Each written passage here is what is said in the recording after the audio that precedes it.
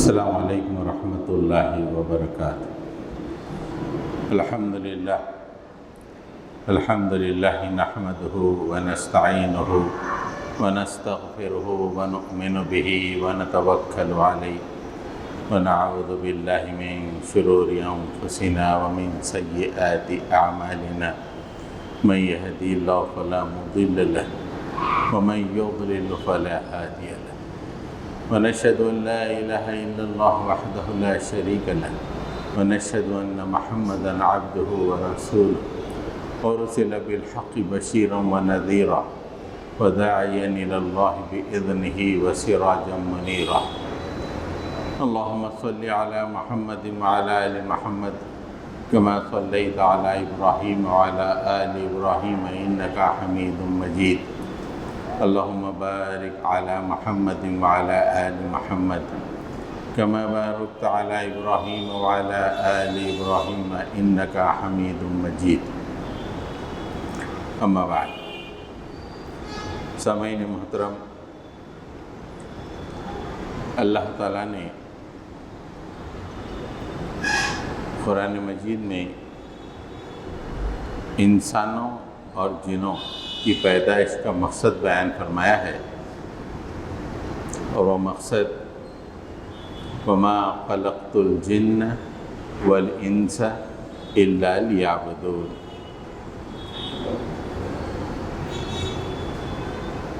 میں نے انسانوں اور جنوں کو صرف اور صرف عبادت کے لیے پیدا کیا ہے،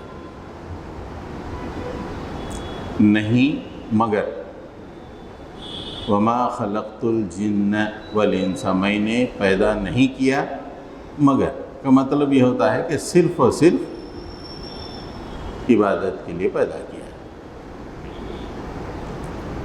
عبادت کے بڑے وسیع معنی ہیں۔ ہمارے پاس عبادت صرف نماز، روزہ، حج کے لیے استعمال ہوتا ہے۔ عبادت کے بڑے وسیع معنی ہیں، اس کے ایک معنی اطاعت کے بھی ہیں۔ میں نے انسانوں اور جنوں کو صرف اطاعت کے لیے پیدا کیا ہے، میری اطاعت کے لیے۔ تو اس سے واضح ہو گیا کہ زمین میں جتنے بھی انسان ہیں ان کی پیدائش کا مقصد اطاعت ہے، اللہ کی اطاعت۔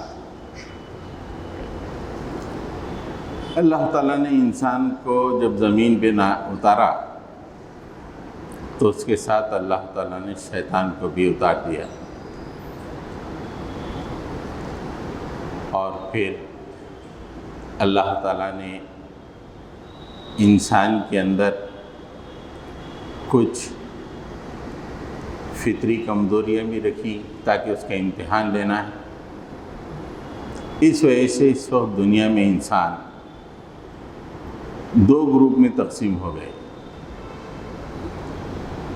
ایک گروپ اطاعت کرنے والا، ایک گروپ اطاعت نہیں کرنے والا۔ کافر مسلم کے فرق کو چھوڑ کر پوری دنیا کو اگر ہم اطاعت کی بنیاد پر تقسیم کریں تو دو، اطاعت کرنے والے اور اطاعت نہیں کرنے والے۔ اب آپ اطاعت کرنے والوں کے اندر دیکھیں تو اطاعت میں دو منزلیں ہیں۔ ایک اطاعت ہے اللہ سے ڈر کر اطاعت کرنا، اگر میں نماز نہیں پڑھا تو اللہ تعالیٰ مجھے سزا دے گا۔ آدمی نے نماز پڑھ لی، یہ ڈر سے اطاعت ہے۔ اگر میں نے گالی دی تو اللہ اس کا بدلہ دے گا، اس لیے اس نے گالی نہیں دی، یہ ڈر سے اطاعت ہے۔ یہ پہلی منزل ہے اطاعت کی۔ اطاعت کی دوسری منزل ہے اللہ کی محبت سے اطاعت کرنا۔ اللہ کی ایسی محبت ہو کہ پوری زندگی کے ایک ایک عمل سے یہ بات عیاں ہوتی رہے کہ شخص اپنے رب سے محبت کر رہا ہے۔ تو اطاعت کی دو منزلیں ہیں، ایک ڈر سے اطاعت، دونوں بھی احسن ہیں، لیکن بہت عمدہ جو اللہ کو بہت پسندیدہ اس کی محبت میں عمل کرنا ہے۔ علی وجہ اللہ، اللہ کے لیے، اللہ کی محبت میں عمل کرنا۔ ڈر کے جو لوگ اللہ کی اطاعت کرتے ہیں انہیں متقی کہا جاتا ہے، اور اللہ کی محبت میں جو اطاعت کرتے ہیں انہیں محسن کہا جاتا ہے، احسان کے درجے میں، بہت عمدہ، ہر کام ان کا بڑا عمدہ ہوتا ہے۔ آپ کوئی بھی کام کریں تو اس میں شوق کب پیدا ہوتا ہے؟ جب اس میں محبت کا عنصر داخل ہو تو شوق پیدا ہوتا ہے۔ جب شوق پیدا ہوتا ہے تو کام بہت عمدہ ہوتا ہے۔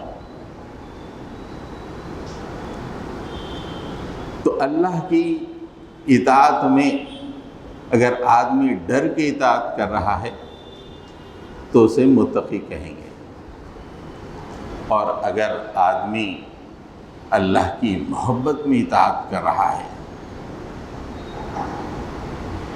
تو اسے محسن کہیں گے۔ عام طور پر اللہ تعالیٰ کا مطالبہ ڈر کے عمل کرنے ہی کا ہے۔ یا ایھا الذین آمنوا اتقوا اللہ حق تقاتہ ولا تموتن الا وانتم مسلمون۔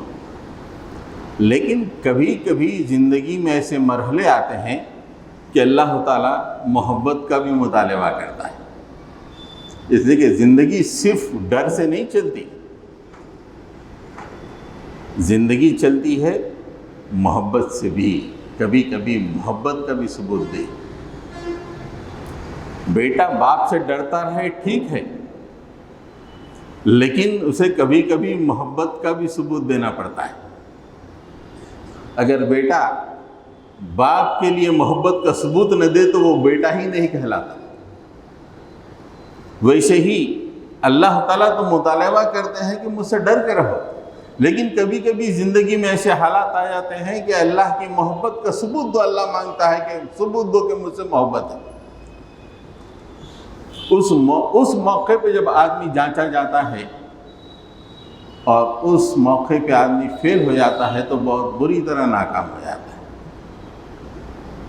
اللہ کی رحمت سے دور ہو جاتا ہے۔ اطاعت نہیں کرنے والے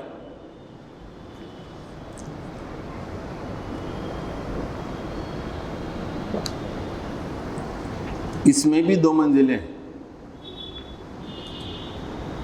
ایک ہے نافرمانی، اللہ نے حکم دیا نہیں مانی، نماز پڑھو نہیں مانی، یہ نافرمانی۔ زکوٰۃ دو نہیں دیے، یہ نافرمانی۔ شادیوں میں اسراف مت کرو نہیں مانی، یہ نافرمانی کی منزل ہے۔ اس سے آگے کی منزل ہے سرکشی کی منزل، نافرمانی پہ اڑ جانا، اسے کہتے ہیں سرکشی۔ جیسے آج کل ہم تمام کا حال ہے کہ ہم نافرمانی نہیں کر رہے ہیں بلکہ نافرمانی پہ اڑے ہوئے ہیں ہر معاملے میں۔ ہر آدمی نماز تو پڑھ رہا ہے، حلیہ تو بنایا ہوا ہے، لیکن زندگی کے تمام معاملات میں نافرمانی، اور جب بات سامنے آتی ہے تو اپنی نافرمانی پہ اڑ جاتا ہے۔ کبھی کبھی تو اس نافرمانی کے لیے جھگڑنے لگتا ہے۔ کبھی کسی گھر میں شادی ہو رہی ہو، وہاں اسراف کی طرف توجہ دلائیں اور ان لوگوں سے اگر آپ کا جھگڑا نہ ہو تو بتا دیجیے، ہوتا ہے یا نہیں؟ یہ ہے نافرمانی پہ اڑ جانا، اسے کہتے ہیں سرکشی۔ اور اپنے غلط عمل کو جائز قرار دے کر دھڑلے سے کرتے چلے جانا، یہ ہے سرکشی۔ انگریزی میں اگر کہا جائے تو نافرمانی جو پہلا مرحلہ ہے، ڈس اوبیڈینس، ہی ڈس اوبیڈ، وہ نہیں مانا۔ لیکن اس کے آگے کا مطلب ہے کہ ہی ریبلڈ، بغاوت کیا اس نے، ریبیلین، اللہ کے حکم کے خلاف کھڑا ہو گیا کہ میں نہیں مانوں گا۔ وہ خاموشی سے نہیں مانا، ٹھیک ہے، لیکن کھڑا ہو گیا کہ میں نہیں مانوں گا۔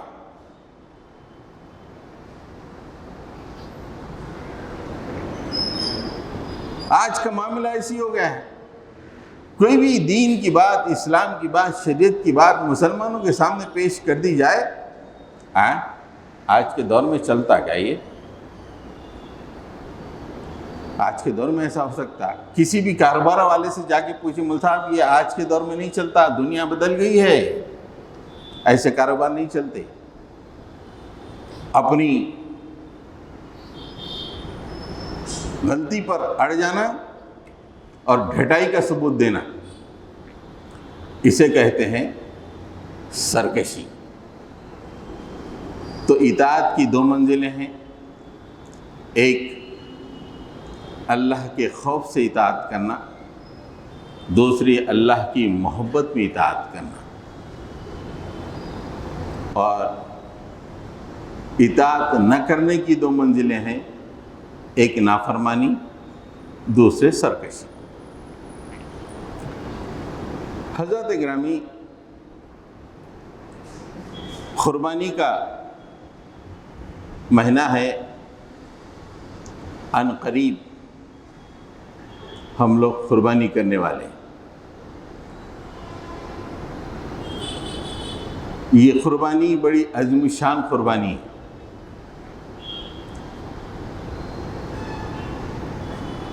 اللہ تعالیٰ نے قرآن مجید میں دو قربانیوں کا تذکرہ کیا ہے، ایک سرکش لوگوں کی قربانی کا تذکرہ، سرکش لوگ قربانی کیسے کرتے ہیں،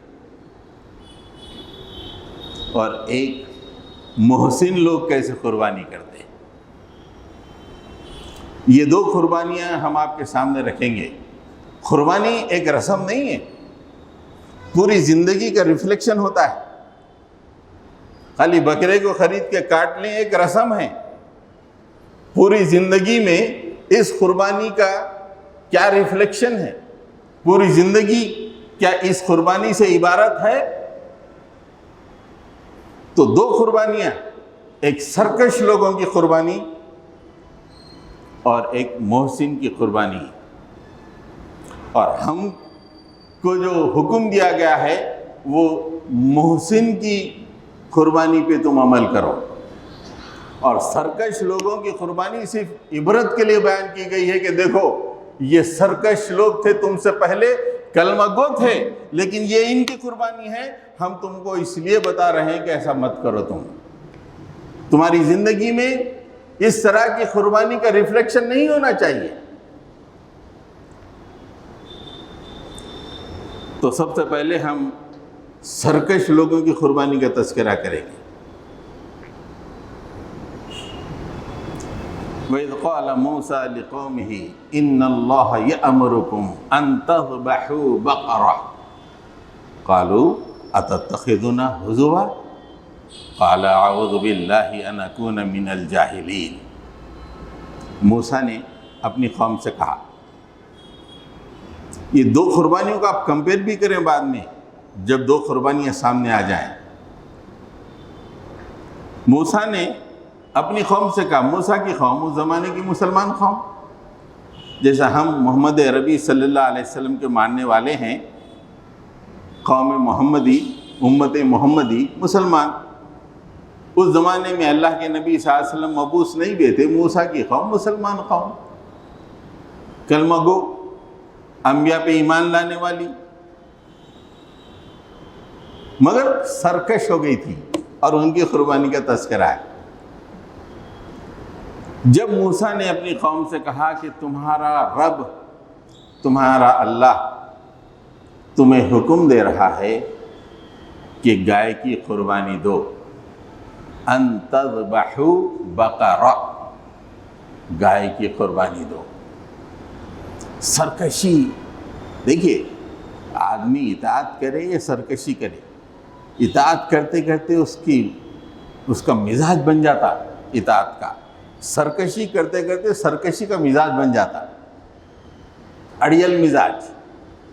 یا اس قوم کا مزاج بھی دیکھیے، جب نبی بول رہا ہے کہ اللہ تم کو حکم دے رہا ہے گائے کی قربانی دو، تو امیڈیٹ ان کا جواب یہ ہے قالوا اتتخذنا ہزوا، اے موسیٰ کیا تو ہم سے مذاق کر رہا ہے؟ Are you playing with us? ہم سے مذاق کر رہا؟ حضرت موسیٰ نے کہا قال اعوذ باللہ ان اکون من الجاہلین، میں اللہ کا نبی ہوں، جھوٹا مطالبہ تم سے نہیں کرتا ہوں. میں اللہ کی پناہ میں آتا ہوں اس بات سے کہ میں جاہلوں میں شمار کیا جاؤں. بڑی تفصیل سے اللہ تعالیٰ نے وہاں پہ بیان فرمایا. اور جس گائے کا تذکرہ ہے اسی گائے کے نام پر لمبی سورت کو موسوم کیا ہے اللہ تعالیٰ نے. قرآن کی جو دوسری سورت ہے اس کا نام بھی بقرہ، وہ یہی بقرہ ہے، تاکہ قیامت تک کے لیے ایک سرکش ایمان والوں کی داستان آتی رہے اور لوگوں سے مطالبہ کرتے رہے کہ ایمان والو تم اپنی زندگی میں ایسی سرکشی مت کرو. قال ادع لنا ربک یبین لنا ما ہی، قوم نے موسیٰ سے کہا اے موسیٰ اپنے رب سے پوچھ لے، ذرا کھول کھول کے بیان کر دے کہ کون سی گائے ہے. قال انه يقول انها بقرة لا فارض ولا بكر عوان بين ذلك فافعلوا ما تؤمرون. اے قوم، اللہ تعالیٰ کہہ رہا ہے کہ یہ وہ گائے ہے نہ جو بوڑھی ہے نہ بچڑی ہے، بلکہ اس کی عمر درمیانی ہے. جلدی کرو، جو کچھ حکم دیا جا رہا ہے اس کا قربان کر دو. جبکہ اللہ نے مطالبہ کیا گائے کو قربان کر دو تو کر دینا چاہیے تھا، لیکن قوم سرکش تھی، اس کے مزاج میں سرکشی آ گئی تھی. پہلے تو حضرت موسیٰ پہ مذاق کا الزام لگا دیا، پھر اس کے بعد کہا کہ بھائی بتاؤ کون سی گائے ہے، ذرا تھوڑا واضح بتا دو ہم کو. تو حضرت موسیٰ نے کہا کہ تمہارا رب کہہ رہا ہے کہ وہ گائے نہ بوڑھی ہے نہ بچڑی ہے، اس کی درمیانی عمر کی ہے، اور فٹافٹ کر دو قربانی. قوم اڑیل تھی، اس سے اس وضاحت کے بعد بھی قربانی نہیں کرنا تھا. ایک اور سوال کر دی، قال ادع لنا ربک یبین لنا ما لونها. قالوا ادع لنا ربک یبین لنا ما لونها. ٹھیک ہے، عمر کے بارے میں تو آپ نے بتا دیا، اے موسیٰ اپنے رب سے پوچھو کہ وہ گائے کا رنگ کیسا ہونا چاہیے، ذرا کلر تو معلوم ہو. قال انه يقول انها بقرة صفراء فاقع لونها تسر الناظرین. اللہ نے کہا کہ ٹھیک ہے، یہ اڑیل قوم ہے، رنگ بھی بتا دیتے. موسیٰ نے کہا کہ اے قوم تمہارا رب کہہ رہا ہے کہ وہ زرد رنگ کی اور چمکتا ہوا رنگ دیکھنے والے کے لیے بڑا خوشنما ہے، ایسی رنگ والی گائے اس کو ذبح کرو.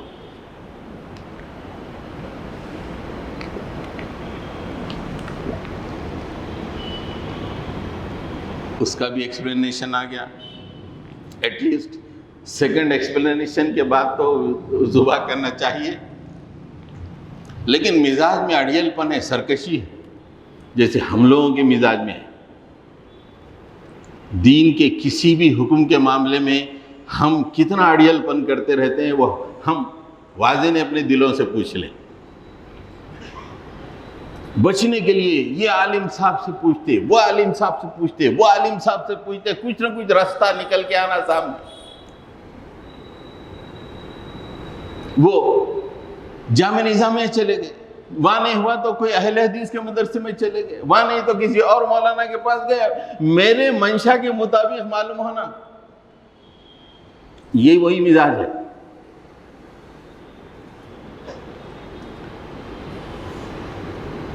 پھر بھی قوم بولی، رنگ بتانے کے بعد بھی بولی، قال ادع لنا ربک یبین لنا ما ہی ان البقرہ تشابہ علینا انا انشاء اللہ لمہتدون۔ دیکھو ذرا اپنے رب سے بولے، ذرا کھول کھول کے بتا دے بھئی کون سی گائے ہے، ذرا ہم کو کنفیوژن ہے، کنفیوژن ہو رہا ہے، تشابہ علینا کہ کون سی گائے ہے، کیا ہے۔ اگر تمہارا رب بتا دے تو یہ ہمارا کنفیوژن دور ہو جائے گا، ہم گائے تک پہنچ جائیں گے کہ کون سی گائے ہے۔ اللہ تعالیٰ بولے ٹھیک ہے، تھرڈ ایکسپلینیشن بھی دی اللہ تعالیٰ نے۔ قال انه يقول انها بقرة لا ذلول تثير الارض ولا تسقي الحرث مسلمة لا شية فيها۔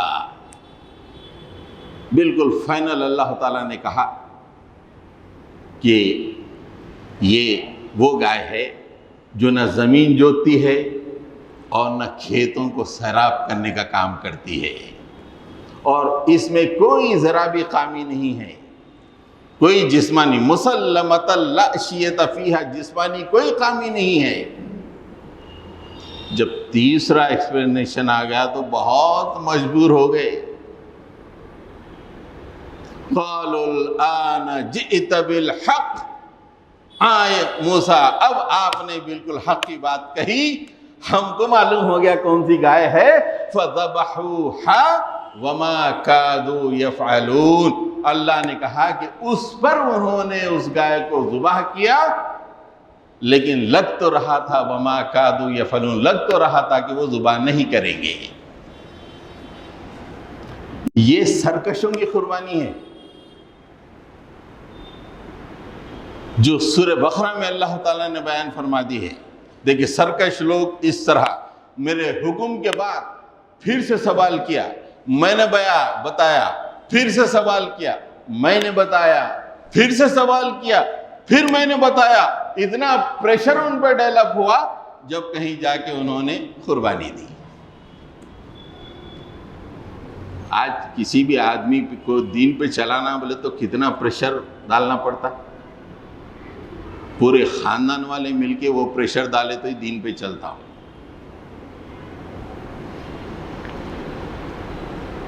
یہ ہے سرکشوں کی قربانی۔ اب اللہ تعالیٰ محسنین کی قربانی کا تذکرہ کرتے ہیں۔ سورہ صافات میں اس کا تذکرہ ہے، اور ہمارے باپ ابراہیم علیہ السلام کی قربانی کا تذکرہ ہے۔ یہ دو قربانیوں کو کمپیئر کرتے ہوئے چلیے آپ۔ فلما بلغ معه السعي قال يا بني إني أرى في المنام أني أذبحك فانظر ماذا ترى۔ بڑھاپے میں حضرت اسماعیل پیدا ہوئے، حضرت ابراہیم نے انہیں اللہ کے حکم پر ماں کے ساتھ بالکل دودھ پیتے تھے، وادی غیر ذی زرع خانہ کعبہ کے قریب چھوڑ دیا۔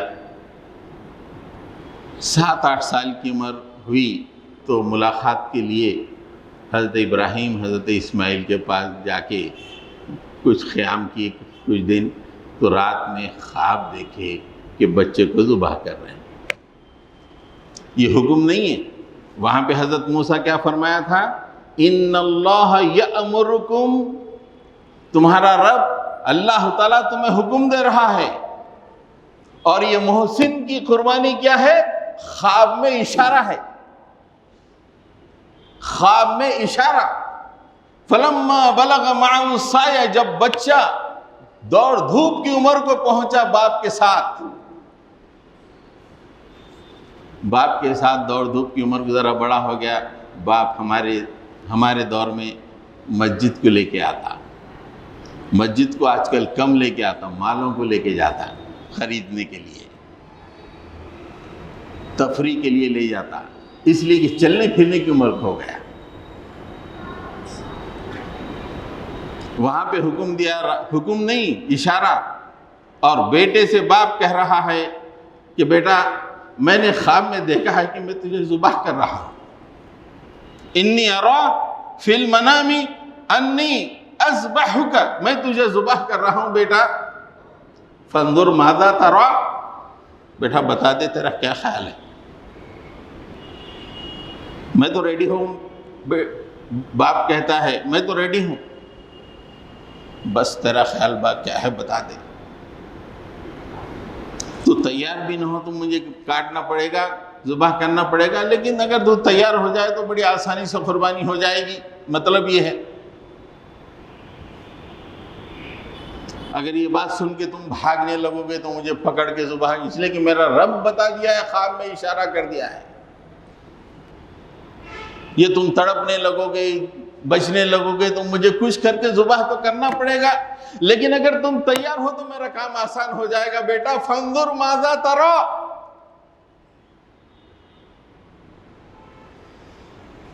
بیٹا کہتا ہے، اس کی فرمانبرداری دیکھیے آپ، وہ کس درجے کا محسن ہے. قال یا ابت افعل ما تؤمر ستجدنی انشاءاللہ من الصابرین. ابا جان آپ کو جو کچھ کہا گیا، جو کچھ حکم دیا گیا ہے کر گزریے، آپ انشاءاللہ مجھے صبر کرنے والوں میں سے پائیں گے. میں اڑیل نہیں ہوں ابا جان، میں بھی آپ کا بیٹا ہوں. آپ جس طرح اللہ کے محسن بندے ہیں، میں بھی اس احسان کے درجے میں پہنچنا چاہتا ہوں، آپ ذبح کر دیجیے. وہاں سرکشوں کی قربانی اللہ نے حکم دیا، ٹال مٹول، سوال پہ سوال. یہاں جس قربانی کو اللہ نے ہمارے لیے قیامت تک کے لیے چھوڑ دیا، اس قربانی میں صرف اشارہ خواب میں. باپ اور بیٹے دونوں تیار ہو گئے تو اللہ تعالیٰ فرماتا ہے فلما اسلما وتلہ للجبین. اسلما، باپ اور بیٹے دونوں ہمارے سامنے مطیع و فرما بردار ہو گئے. باپ ہمارے خواب کے مطابق اور بیٹا بھی اپنے خواب کے مطابق ذبح ہونے کے لیے تیار ہو گیا. جب تیار ہو گئے تو باپ کیا کیا؟ حضرت ابراہیم علیہ السلام نے حضرت اسماعیل علیہ السلام کو منہ کے بل زمین پہ گرا دیا. یہ باپ بیٹے کا ریلیشن ہے دوستو. بیٹے کو اللہ کے اشارے پر حکم نہیں، ابھی تک اشارہ ہے. یہ منظر اللہ تعالیٰ دیکھ رہا تھا، پوری کائنات دیکھ رہی تھی. اللہ عرش سے پکار اٹھا، وَنَادَيْنَاهُ أَن يَا إِبْرَاهِيمُ قَدْ صَدَّقْتَ الرُّؤْيَا إِنَّا كَذَلِكَ نَجْزِي الْمُحْسِنِينَ. ہم نے ندا دی، ہم نے پکارا، وَنَادَيْنَاهُ، ہم نے اس کو پکارا، أَن يَا إِبْرَاهِيمُ، اے ابراہیم تم نے ہمارے خواب کو سچ کر دکھایا. ابراہیم کیا عظیم الشان قربانی تم نے دے دی. ہم نے تو خواب میں اشارہ کیا تھا. قد صدقت رؤیا، تم نے خواب کو سچ کر دکھایا. انا کذالک نجزی المحسنین، ہم اسی طرح محسن بندوں کو جزا دیا کرتے ہیں. ہمارا معاملہ کیا مول صاحب؟ میں رات میں خواب دیکھا، کیا تعبیر ہوتی مول صاحب؟ خواب دیکھ کے، ارے وہ خواب سچا نکلا بلکہ ہم کئی دن کے بعد بولتے ہیں، یہاں کس معراج میں ہے اطاعت کی کہ خواب کو سچ کر دکھانا، خواب کو سچ کر دکھانا یہ معراج ہے بندگی کی۔ قد صدقت رؤیا انا كذلك نجزي المحسنین ان هذا لهو بلاء المبین۔ اللہ تعالیٰ خود کہہ رہے ہیں یہ کوئی معمولی بات نہیں تھی، یہ بہت بڑی بلا تھی جو اس وقت ابراہیم پر آئی تھی۔ ان هذا لهو البلاء المبین۔ تو اللہ تعالیٰ نے کہا وَفَدَيْنَاهُ بِذِبْحٍ عَظِيمٍ، ہم نے فدیے میں ایک قربانی دے دی۔ روایتوں میں آتا ہے کہ فرشتے جنت سے ایک بکرا لائے، اور جب حضرت ابراہیم علیہ السلام گردن پہ چھری چلا رہے تھے تو فرشتوں نے بکرے کو وہاں پہ رکھ دیا، بکرا ذبح ہو گیا، حضرت اسماعیل بچ گئے۔ وَفَدَيْنَاهُ بِذِبْحٍ عَظِيمٍ وَتَرَكْنَا عَلَيْهِ فِي الْآخِرِينَ، اور اس عمل کو، اس قربانی کو ہم نے بعد والوں کے لیے چھوڑ دیا کہ 10 ذی الحجہ سے لے کے 13 ذی الحجہ تک یا 12 ذی الحجہ تک، کچھ لوگ 13 بھی کہتے ہیں، اس قربانی کی یاد مناؤ۔ وَتَرَكْنَا عَلَيْهِ فِي الْآخِرِينَ سَلَامٌ عَلَىٰ إِبْرَاهِيمَ كَذَلِكَ نَجْزِي الْمُحْسِنِينَ، ابراہیم پہ سلامتی ہو، ہم احسان کے درجے میں رہنے والوں کو اسی طرح جزا دیا کرتے ہیں۔ إِنَّهُ مِنْ عِبَادِنَا الْمُؤْمِنِينَ، اور ابراہیم مومن بندوں میں سے تھے۔ بھائیو، یہ قربانی ہے، آپ نے دیکھا سرکشوں کی قربانی اور یہ محسن کی قربانی، اللہ نے اس قربانی کو بعد والوں کے لیے چھوڑا، اس قربانی کو عبرت کے لیے قرآن میں بیان کر دیا۔ قربانی ایک رسم نہیں ہے کہ بکرا لائے اور کاٹ دے، بلکہ قربانی پوری زندگی کا ریفلیکشن ہونا چاہیے۔ جب حضرت ابراہیم نے قربانی دی تو وہ پوری زندگی کا ریفلیکشن تھا ان کی، کس طرح وہ اپنی زندگی کو اللہ کے لیے مکمل وقف کر دیے تھے۔ ان صلاتی و نسکی و محیای و مماتی للہ رب العالمین، ٹوٹل زندگی اللہ کے لیے وقف کر دیے تھے۔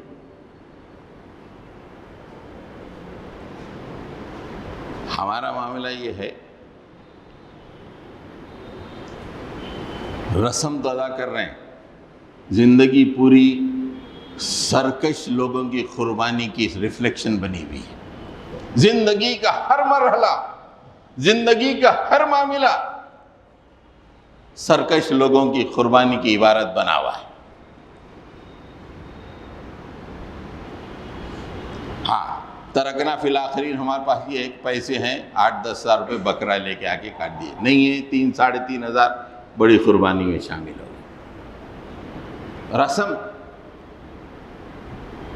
رسم قربانی ادا، اور پوری زندگی عبارت ہے وہ سرکش لوگوں کی قربانی کی، کہ ٹال مٹول دین پہ چلنا انتہائی ہمارے لیے مشکل، دنیا کی محبت دل میں اتنی جاگزی ہو گئی کہ اللہ کا حکم انتہائی ناگوار، ہر حکم ناگوار۔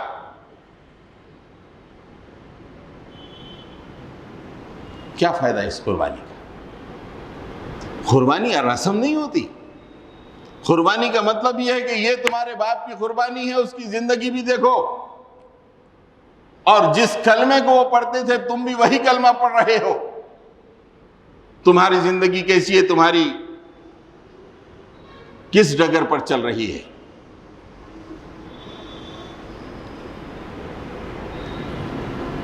کسی قوم کے اندر عام زندگی میں قربانی کا جذبہ ختم ہو جاتا ہے تو وہ قوم ذلیل و خوار ہوتی ہے اور محکوم ہو جاتی ہے۔ کسی قوم کے اندر عام زندگی میں قربانی کا جذبہ ہوتا ہے تو وہ قوم عروج کی منزلوں کو طے کرتے ہوئے چلی جاتی ہے۔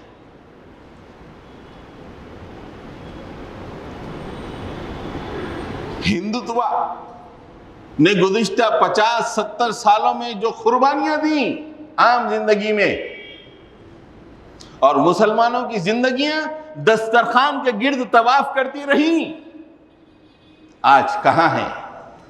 ایک خدا کو ماننے والے آج کہاں ہیں؟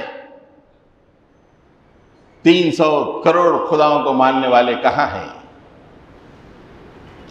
زندگیوں سے قربانی غائب، اور قربانی کی صرف رسم ادا ہو اور کچھ تاجروں کو فائدہ ہو جائے، ایسی قربانی محکوم۔ آج صبح اٹھو تو ایک آنسو، شام اٹھو تو ایک آنسو۔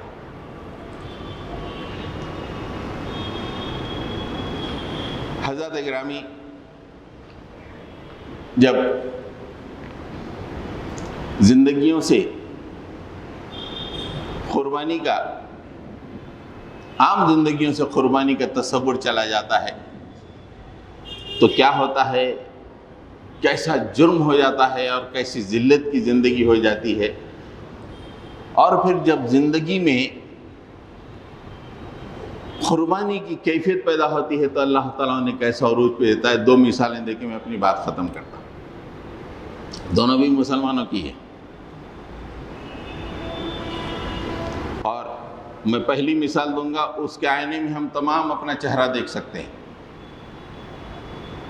نبی نہیں ہیں، اگر آج نبی ہوتے تو ہم ویسے ہی ہوتے جیسے انہوں نے کہا۔ سرکش لوگ جو قربانی جن کی مثال دی تھی، ان کی زندگی کا ایک اور پرتو دیکھیے آپ۔ قَالُوا ادْخُلُوا الْأَرْضَ الْمُقَدَّسَةَ الَّتِي كَتَبَ اللَّهُ لَكُمْ وَلَا تَرْتَدُّوا عَلَىٰ أَدْبَارِكُمْ فَتَنْقَلِبُوا خَاسِرِينَ۔ حضرت موسیٰ نے پھر اپنی قوم سے کہا، دیکھو یہ ارض مقدس ہے، اللہ تعالیٰ نے تمہارے نام پہ لکھ دیا ہے۔ It has been written on your name۔ تم کو کیا کرنا ہے؟ صرف اس میں داخل ہونا ہے۔ دیکھو یہ جو حکم دیا گیا ہے اس کی خلاف ورزی مت کرو ورنہ خسارے میں رہو گے۔ صرف اس بستی میں داخل ہونا ہے and you are the owner of that land۔ اس بستی کے مالک بن جاؤ گے، اور یہ ارض مقدس اللہ نے کتب اللہ لکم تمہارے لیے لکھ دی ہے۔ لیکن جس قربانی کا تذکرہ اللہ نے سورہ بقرہ میں کیا، وہ قربانی ان کے مزاج کی عبارت تھی، مزاج ویسا بن گیا تھا۔ قالوا یا موسیٰ ان فیہا قوما جبارین۔ اے موسیٰ، اس بستی میں تو بڑے طاقتور لوگ رہتے ہیں، بہت طاقتور لوگ رہتے ہیں موسیٰ۔ کھا پی کے مست زندگی رہے نا، جھینگا بھی بہت طاقتور لگتا، جیسا اپنے کو لگ رہا۔ زندگی پوری کھانے پینے میں گزر رہی، جھینگے طاقتور لگ رہے۔ وہ قوم کو بھی عالم تھا۔ قالوا یا موسیٰ ان فیہا قوما جبارین۔ ارے موسیٰ اس بستی میں تو بڑے جبار، بہت بڑے طاقتور لوگ رہتے ہیں۔ وَإِنَّا لَن نَّدْخُلَهَا حَتَّى يَخْرُجُوا مِنْهَا فَإِن يَخْرُجُوا مِنْهَا فَإِنَّا دَاخِلُونَ۔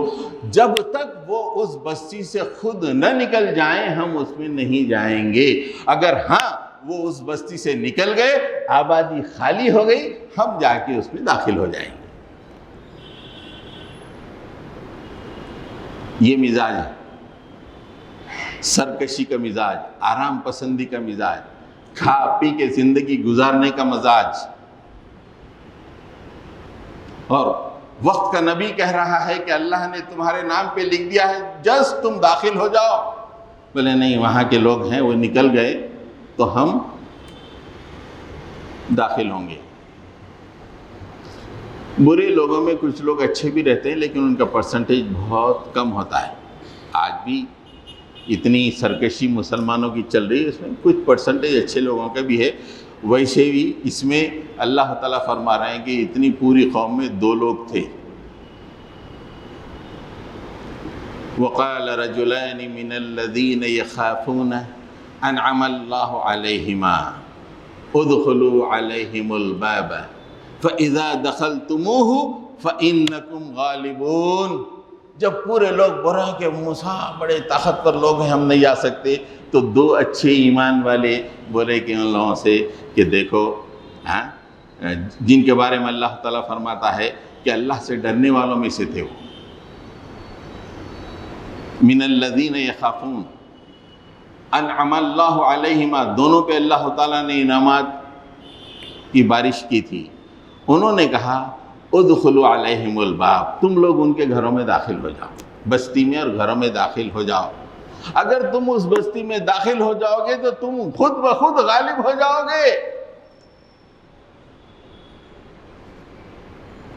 لیکن مندیاں بریانیاں کھا کھا کے جسم میں اتنی چربی آ گئی، آرام پسندی، ایسیاں، نرم نرم بستریں، چلنے کو ہاتھ نہیں ہوتا، گاڑی، پیٹرول، یہ پوری آرام پسندی۔ ارے صرف داخل ہو جاؤ یارو، یہ تمہارا ہے، لڑائی جھگڑے بھی نہیں کرنا ہے، صرف داخل ہو جاؤ۔ قالوا یا موسیٰ، جب وہ 2 بولے کہ بھئی داخل ہو جاؤ ہیں، تو پوری قوم کیا بول رہی ہے دیکھیں، قالوا یا موسیٰ انا لن ندخلها ابدا ما داموا فيها فاذهب انت وربك فقاتلا انا هاهنا قاعدون۔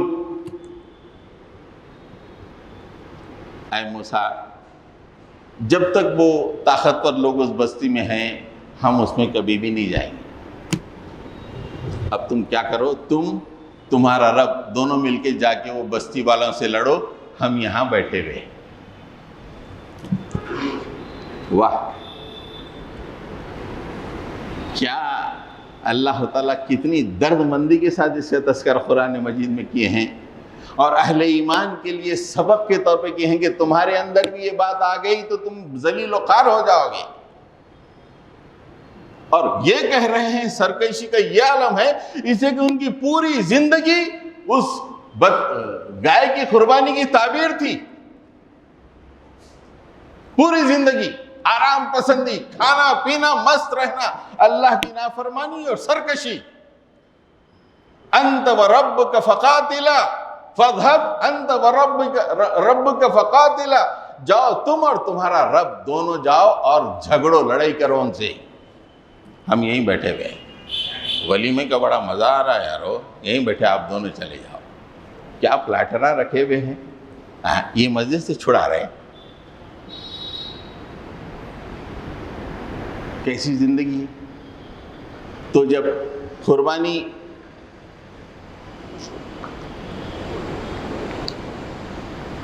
سرکش لوگوں کی قربانی، جب ان کی زندگی پوری اس قربانی کی عبارت بن جاتی ہے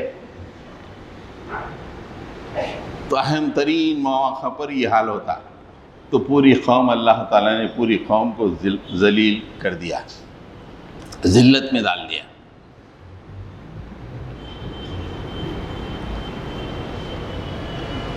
اب وہ تذکرہ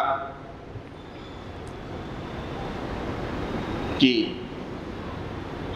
حضرت ابراہیم علیہ السلام کی قربانی ان لوگوں کی پوری زندگی کی علامت تھی، پوری زندگی اس کی ریفلیکشن تھی۔ وہ جیتے تھے اللہ کے لیے، مرتے تھے اللہ کے لیے۔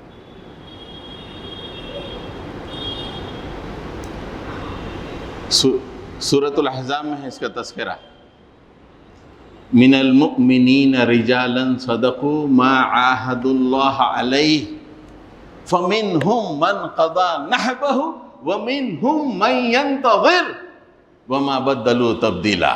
یہ عرش والا کہہ رہا ہے، وہاں ظالم یہ کہہ رہے تھے کہ تم اور تمہارا رب جا کے دونوں لڑو، یہاں پہ عرش والا کہہ رہا ہے کہ ابراہیم کی زندگی میں جو قربانی تھی وہ قربانی کو اپنی پوری زندگی میں ریفلیکٹ کرنے والوں کا معاملہ یہ ہے کہ احزاب کی جنگ کے موقع پہ ہر طرف سے فوجیں آئی ہوئی تھی. ہم نے اپنے سچے مسلمانوں کے دل پہ نگاہ لگا کے دیکھا تو ہم نے پایا کہ انہوں نے اپنے رب سے عہد کیا تھا کہ ہم اپنی جان کو اللہ کے حوالے کر دیں گے. اور انہوں نے جو عہد کیا تھا فَمِنْهُمْ مَنْ قَضَى نَحْبَهُ، اس میں سے چند لوگ ہیں جنہوں نے اس عہد کو پورا کیا اللہ تعالیٰ سے جو انہوں نے کیا تھا.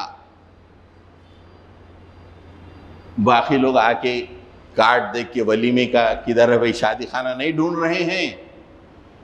وَمِنْهُمْ مَنْ يَنْتَظِرُ، جو بچے ہوئے ہیں وہ انتظار میں ہے کہ کب میرا وقت آئے گا میں اللہ سے کیا عہد کو پورا کروں گا. یہ ہے اس قربانی کی روح. یہ قربانی کا پڑتاؤ پوری زندگی میں ایسا ہونا چاہیے. اللہ تعالیٰ خود کہتا ہے کہ دیکھو یہ وہ لوگ ہیں. وہاں تو انہوں نے کہا کہ حالانکہ کچھ نہیں صاحب، آپ صرف داخل ہو جاؤ بستی میں تمہاری ہو جائے گی. بولے نہیں، ہم سے نہیں ہوتا.